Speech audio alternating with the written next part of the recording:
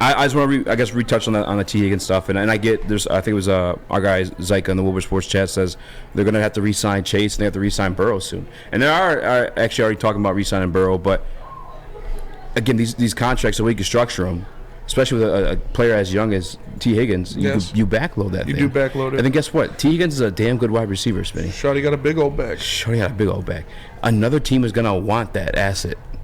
They want that big old asset. They want that big old asset right in their face. I'm going to get that big old asset. That big old asset is out there. Might happen tonight, boy. It's out there and it's ready to work. You backload that contract, and another team is going to want T. Higgins. Like, again, he is an asset. And you trade for him at that point. Mm-hmm. And you get something back. You're not just letting him go. I mean, obviously trying to trade him right now. So that maybe they're thinking, all right, we're just going to trade him now. But I don't know.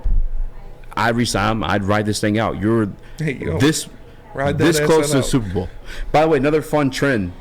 One of the craziest ones. And I don't know the year specifically, and maybe it's 20 years now. I think it was 19 beforehand. But the quarterbacks that go to the Super Bowl and lose just never go back. Ever? I think it's been like 20 years. Are you familiar with that one, Noah? No way. Yeah. Patrick Mahomes. He won. He lost to the Bucks. No, he won the first time. Oh, guys who go if they go the first time they lose, they don't return. No way. Really? Goff, Burrow. I'm gonna find this list for you. It's a crazy stat. It is wild. I'm gonna find it. But no, I don't think the Detroit Lions should be trading for T. Higgins. I think they have all the assets to grab somebody just as talented as T. Higgins. And no disrespect to T. Higgins. Also, another great point in the Sports chat. What? Just as talented. Just as talented as T. Higgins might be a stretch. He'd be a wide receiver. He'd be the wide receiver one on this team. No. You put him on the Lions right now. He's the wide receiver one. No. Yes. No, because I think J-Mo next year be different. Matter of fact, you got that video? Well, you're talking about a guy that's caught 2 balls in his career. Uh-huh. So right now, if you take T. Higgins and put him on the Lions, he'd be the wide receiver one. No, not over J-Mo. And we have a former wide receiver one on this team, DJ Chark, a former Pro Bowler. T. Higgins is a much better player than DJ Chark. Jameson Williams is going to be better than T. Higgins. Play this video real quick. DJ, you beating J-Mo in a race? Nah, J-Mo young, bro. J-Mo, bro, did you see him run them routes? He's floating? What? Bouncing out the route. Excited. Boy. No warm-up. Throw the cleats on and go. Man, he got that one. Bro, does that not confirm everything he's supposed to be? It's not something new to me.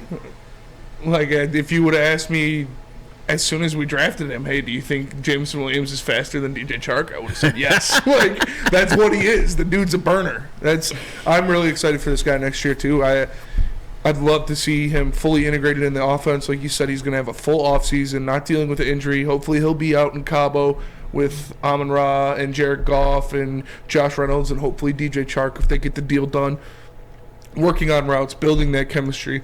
Because we saw, like, once DJ Chark was healthy and in the offense, Jared Goff got pretty comfortable with him pretty fast. Yeah. And started hitting him on different routes, started making some nice passes to him. So it's going to take some time. Obviously, we talked about, I think Tua said when he first got Tyreek Hill, he was like, you got to adjust to speed like that. Like, it's not something that you just can hit in stride easily. Even Patrick Mahomes is, started underthrowing him until they got the chemistry. Like, that kind of speed is not something you just adjust to after 4 passes. Bro, I'm just saying, I feel like this kid, it's just more confirmation to me that he's going to be the real deal. Because think about who was like our best deep threat this year. Actually, probably Khalif Raymond, I think, caught the most deep balls, technically speaking. But when he was healthy in the game, it was DJ Chark. Yes. And you saw DJ Chark get that type of like separations and was catching the ball consistently enough. But if he's like, you know how these athletes are. Like, you ask them, and even they'd be clear cut, like worse at some other thing than another player. But they'd be like, "No, I got him. I'll bust his ass. Yeah, I'll bust his ass. I'm the best at that." Yeah. DJ Chark, this guy again, Pro Bowl, second contract, hell of a year. For the second part of the year when he finally got healthy, he said, "Hell no." I mean, we saw it. We saw J-Mo's first practice. Yeah. He was 10 yards in front of everybody when they were doing receiver sprints. Yeah. And it didn't even look like he was trying. Bro, and it was that whole situation too with the Jets. The Jets had one of the best passing defenses in the entire league. Yeah. J-Mo had him burnt. Yeah. Goff on him as a touchdown. Yeah. I'm excited. Watching Goff do the skills competition last night didn't make me feel any better, but Dog, I just don't give a fuck about the NFL skills competition. That's all right. You didn't watch it, so you have no take. I watched a little bit of it. You lied. I watched. I just told you everything. Well, I watched the dodgeball, and then I watched. Who did I watch? I watched somebody, the last quarterback to throw, whoever it was. Didn't look great. The last Stylebender. Yeah. Watched him throw in the skills competition. I don't know who the last one was. I know Kirk did awful. But Jameson Williams, man, I can't wait. I seriously can't wait. I can't either. He brings a different element to this offense. He brings something that not a lot of teams in the NFL have. Yeah. You even said 2 weeks ago, like, if you think about all the opportunities he had to catch the ball that just wasn't there. Resulted in touchdowns. Almost every touch he had could have resulted in a touchdown. The one in Green Bay. His end around, if he would have cut inside, would have resulted in a touchdown. The one in Green Bay, if it wasn't a penalty, was a touchdown. The one against the Jets, if the ball wasn't underthrown, was a touchdown. Obviously, he had a touchdown. Like, the guy is electricity personified, and you get that on the Lions. You add that to that great offensive line that's only going to get better. You add it to a guy in Amon-Ra St. Brown who's going to take another step next year, and Jared Goff, who's coming off of a career season. It's going to be impressive. And Ben Johnson, now that he's nailed down, has his hands in the pot, pulling the strings. Yes, bring me Jameson Williams. Let me mold him into the player I think he can be. Like, you saw what Ben Johnson did with Jared Goff. What do you think he can do with an athlete like Jameson Williams?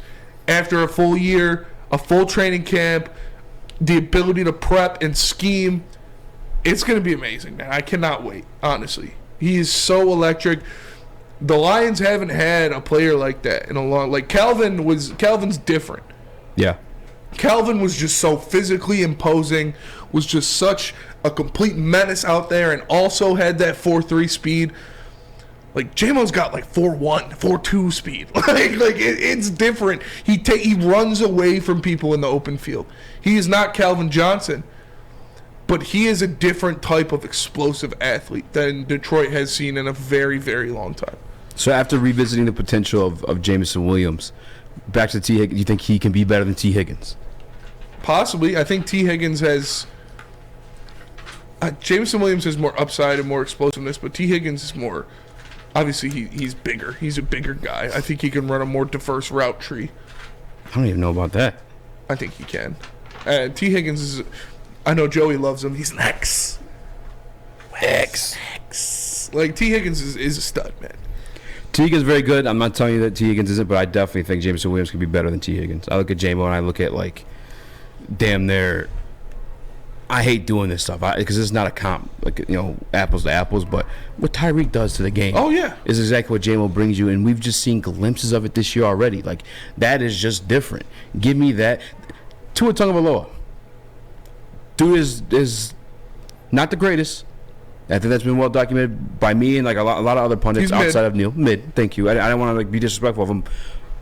But look at the type of season Tua was projected to have with Tyreek Hill on that team. Yeah. Like, that's how good that type of speed can bring to you. Now, you need some consistency with catching the football with it. I will say this. Tyreek does make plays on the ball when they are underthrown by Tua. Yes. But J-Mo brings you that. And if J-Mo's willing to, you know, if he could show you he's got it with catching, because he did have a drop this year as well, I'm taking that over T. Higgins all day. Just my 2 cents. Yeah, I mean, Jameson Williams has a higher upside for sure. But we'll see, man. I expect great things from him for sure. Yeah. But right now, T. Higgins is a better receiver. I'd still rather that. If like NFL GM mode, fantasy draft, you take T. Higgins or J-Mo. J-Mo in a lifetime, yeah. But if you're telling me I have one game to win, yeah, I'm taking T. Higgins. With the fate of the earth on the line. Martians have the death beam pointed at the earth. I want T. Higgins. Andre Iguodala. Give me Iguodala. Yeah, that's the best take of all time.